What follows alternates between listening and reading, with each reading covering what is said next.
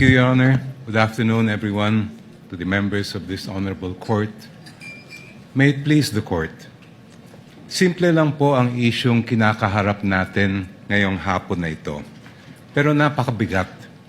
Bubuksan ba natin ang pinto ng katotohanan o haharangin ito?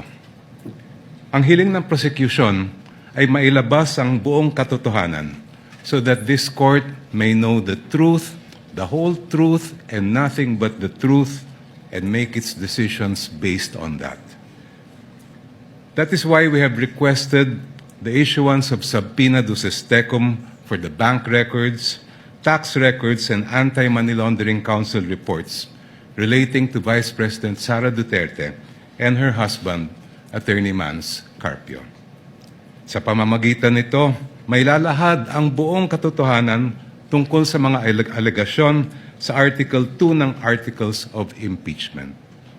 Una, na pinayaman ni Vice Presidente ang kanyang sarili ng labis-labis sa kanyang legal na sahod at lehitimong kita bilang isang lingkod bayan.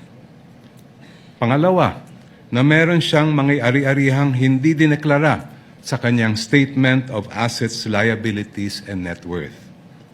At pangatlo, na habang siya ay nanunungkulan bilang Vice Presidente, nakibahagi siya sa negosyo, directly or indirectly, kahit ipinagbabawal ito ng ating konstitusyon.